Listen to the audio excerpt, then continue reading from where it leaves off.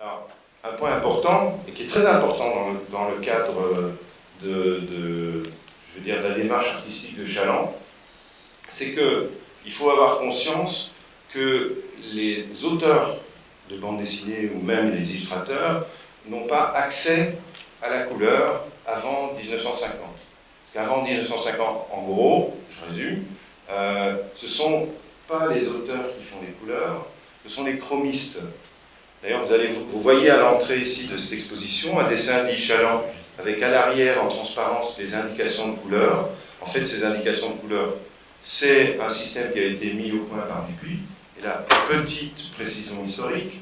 En fait, donc, les couleurs sont faites par les chromistes. Alors, qu'est-ce qu'ils font ces chromistes? En fait, ils font le principe de Benjamin Day, ils font du Bindé, mais sauf que c'est chimique. C'est-à-dire que ça se fait au moment de l'installation des plaques. Et donc, il y a évidemment des sélections de couleurs qui sont faites. Donc, il y a des...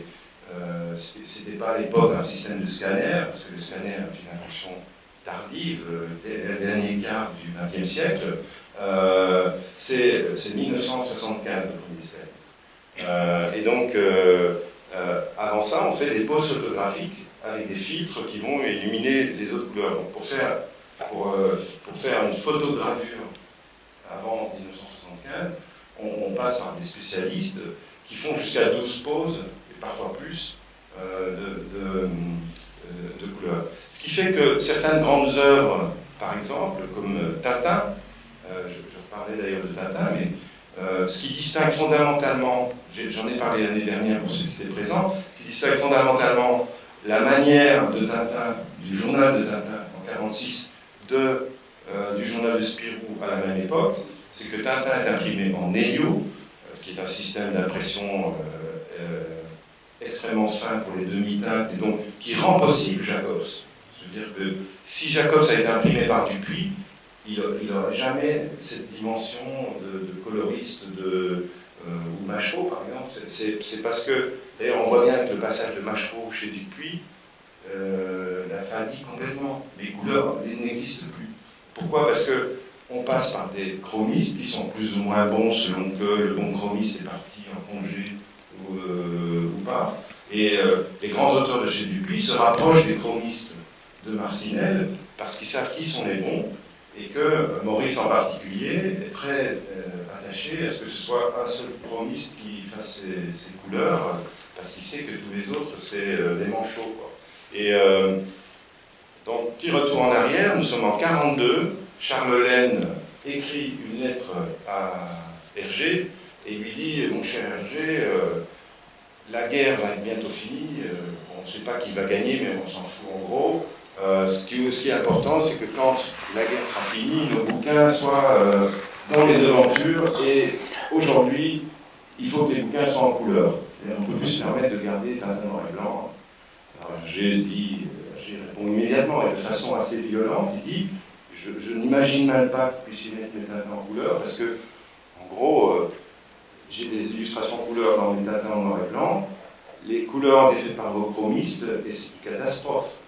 C'est-à-dire que vraiment, je leur ai donné pourtant des indications super précises, et à l'arrivée, rien à voir avec ce que j'ai demandé.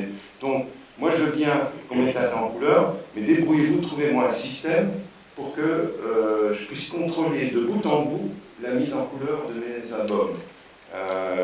Et donc, Charles Laine va inventer, enfin il va trouver plutôt la technique du bleu de coloriage. Alors pour ceux qui ignorent ce que c'est qu'un bleu de coloriage, c'est donc on va prendre un trait noir, on va l'imprimer avec un bleu très très léger sur un papier, et puis sur ce support, une petite main, genre Isabelle Vauvenet par exemple, va minutieusement mettre en couleur vraiment à la taille même de l'impression, parce que à l'époque on ne pouvait pas avoir des scanners de grande dimension. Juste pour avoir une idée, parce qu'aujourd'hui évidemment sur votre bureau vous avez un scanner, prenez un document, hop, et ça se trouve dans les 5 minutes qui suivent sur le blog de Rencontre Chaland. Mais avant 1983, c'est pas possible. Le premier scanner qui rentre aux éditions Dupuy, c'est en 1967, il scanne un 30-40 et il fait 20 mètres cubes. Il occupe toute une pièce. Et en 1968, ils peuvent le jeter au rebut parce que les premiers scanners rotatifs arrivent et leur plus gros truc, il ne sert plus à rien. Donc on est quand même dans ces périodes-là. Il faut comprendre que les premiers scanners, on va dire portatifs, n'arrivent qu'au début, la fin des années 70. Et donc, Bilal n'est pas possible avant. Je veux dire qu'il y a une tentative de bande dessinée en couleur directe dans Tintin en 1952. C'est mon ami Jacques Lody qui l'a tenté. Et c'est une catastrophe totale. C'est-à-dire que c'est une catastrophe au niveau de la photogravure parce que toute la couleur est aplanie parce qu'il n'y a pas de retouche, c'est trop cher pour que ça puisse être retouché. Et puis, c'est une catastrophe au niveau de l'impression parce que le moindre décalage dans l'impression, et on a un flou absolument superbe, il n'y a plus rien à voir, quoi. Donc, Yves Chaland avait la connaissance parfaite de ces techniques. Et le choix d'un revival, parce que c'est vraiment ça, le choix du Bandé, c'est un revival, c'est-à-dire cette nostalgie des anciens points de trame avec des couleurs qui ne sont pas possibles autrement, qui ne sont pas possibles avec le scanner en fait. Qui sont possibles en revanche avec le procédé sérigraphique, parce que dans le procédé sérigraphique, on peut choisir la couleur qu'on veut sur la gamme. Mais le vert du chapeau, là par exemple, de Fifi, c'est Fifi, hein, le comparse du jeune Albert. C'est un vert pur. En fait, ce vert-là, vous ne pouvez pas l'obtenir en scannant un dessin. C'est pas possible. Excuse-moi de te tromper, n'est pas de la sérigraphie, mais de l'ordre documentaire. Oui, peut-être, non, c'est vrai aujourd'hui, mais au moment où, par exemple, Isabelle fait les couleurs de la cale, c'était pas possible. Et donc, tu me corriges si non, mais en bandé, c'est... Mais en bandé, en revanche, on peut savoir de façon extrêmement précise, et c'était le plaisir d'Yves Chaland, c'était d'obtenir des couleurs qu'on pouvait obtenir nulle part ailleurs.